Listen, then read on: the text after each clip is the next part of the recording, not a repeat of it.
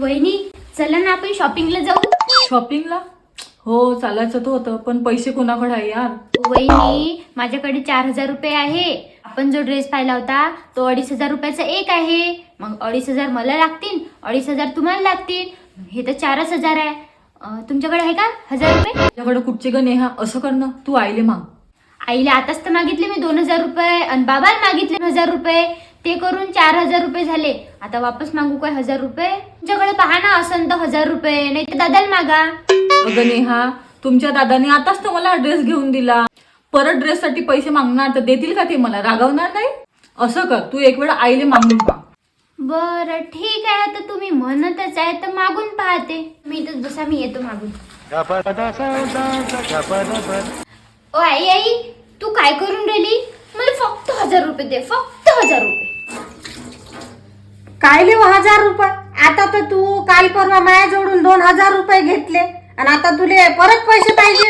I please please please 1,000 रुपये दे ना. मी आता तुला कधीच मागणार नाही. पोरगी ना, बस असं कर, त्या बॅगेत पाय बरं काही पैसे असेल तर घेऊन जाय त्याच्यातले. Yes.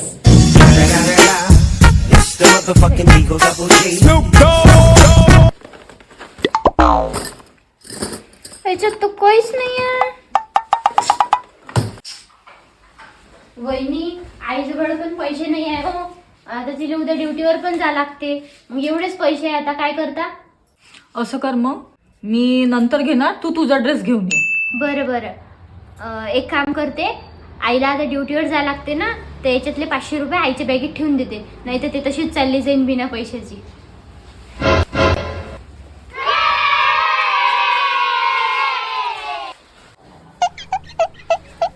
बाई नेहा, काय एवढे पैसे घेता काय विचारे तू? वा रे वा पोरगी, दिसले तर बस. मग अशीच तुला 2,000 रुपये दिले ना, हे घे 500 रुपये मागितले ना तू, 1,000 मागितले, हे घे 1,000 रुपये आणि चल निघ बरं इथून. वा रे वा पोरगी, पुरेचे पुरे पैसेच लंपस करायला लागते. हे घे पाडून, काय लक्ष कुणीकडे आहे तुझं?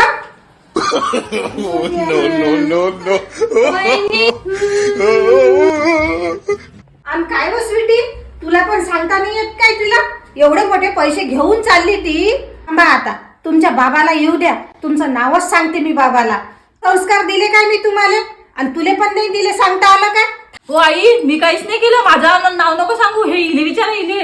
मी नाही म्हटलं, तुम्ही तर म्हणत होता की तुमच्या आईच्या बॅगेतून काढ म्हणून.